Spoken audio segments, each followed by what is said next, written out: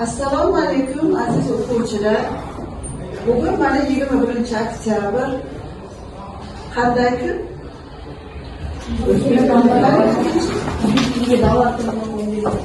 O'zbek tiliga davlat tili maqomi berilgan kun. Hop, qani kim aytadi? O'zbek tiliga davlat tili maqomi nechinchi yil berilgan? Qayman xizmat qilish? 1989-yil. 1989-yil. Yashang, o'tirinchi. Hop, bolalar shunda o'zbek tiliga davlat maqomi berilgan necha yil ko'rgan bo'ladi? Necha yil ko'rgan? 36 yil. Yashang. Demak, mana 36 yil bo'ldi o'zbek tiliga davlat maqomi berilgan. O'zbek tilimiz juda ham go'zal til, juda ham boy til. Sababi bu tilda Navoiylar gaplashgan, Boburlar gaplashgan, Amir Temur bobomiz gaplashgan, Ibn Sino, Al-Xorazmiy, Mirzo Ulug'bek, Beruniylar gaplashgan. Demak, o'zbek tili bu otamiz tili, bu onamiz tili, bu bobomiz tili. O'zbek tili buyuk allomalarimiz ijod qilgan til hisoblanadi. Hozirgi vaqtda hamma yoshlarimiz har xil tillarga mehr berishyapti, o'rganishyapti. Bu albatta juda ham yaxshi. Lekin o'zimizning tilimizni ham yaxshiroq o'rgansak, uni sevsak, mehr bersak, undan ham yaxshiroq bo'ladi. Sababi o'zbek tilimiz juda boy til, asar yaratadi. Bundan tashqari Alisher Navoiyning 2600 ta g'azal o'z ichiga olgan Chordevon asari ham o'zbek tilida yozilgan. Chunki Alisher Navoiy o'zi ikki tilda ijod qildi. Ham o'zbek tilida, ham fors tilida. O'sha vaqtda urf bo'lgan fors tilida yozish, fors tilida gaplashish urf bo'lgandi.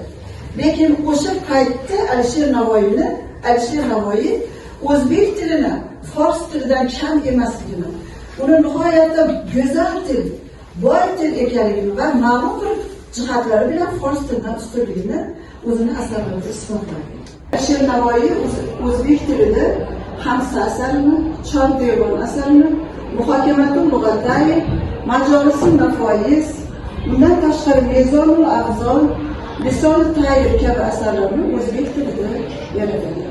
Bundan tashqari 11-asrda Yusuf Xos Hojib o'zining Tadg'ubiylik asarini, Mahmud Koshg'oriy Devonul Lug'ati turk asarlarini ham o'zbek tilida yaratgan. Bu asarlar o'zbek tilida yaratilgan ilk badiiy asar hisoblanadi. Notiq dedi, taqdir shul, bu jahoniy iroda. Tillar yo'qolur butkul, bir til qolur dunyoda. Ey voiz, pastga tushgin, bu gap chiqdi qayerdan? Navoiy bilan Toshkent turib keldi qabrdan. Kimlar g'azab, kim hayron, chiqib keldilar qator, Dante, Schiller va Bayron, Firdavsi, Balzac kabi. Vazingni qo'y birodar, sen aytganing bo'lmaydi, barcha dedi barobar. Hamma ona tili dunyoning qaysi bir chekkasiga borsak ham o'zbek millatimiz ekanligidan faxrlanishimiz, faxr tuyg'usini tuyishimiz va o'zbek tilida huzur qilib, faxrlanib, maza qilib gaplashishimiz kerak. Ona tilim tinglab, kirdi menga jon. Ohista tirildim va shunda bildim. Meni tuzatolmas hech dori darmon, jonimga masihdir shu ona tilim. Ona tilim jonimga malham. U go'zaldir, onamdek suyuk. Jahon minbarida yangramasa ham ona tilim menga muqaddas, buyuk.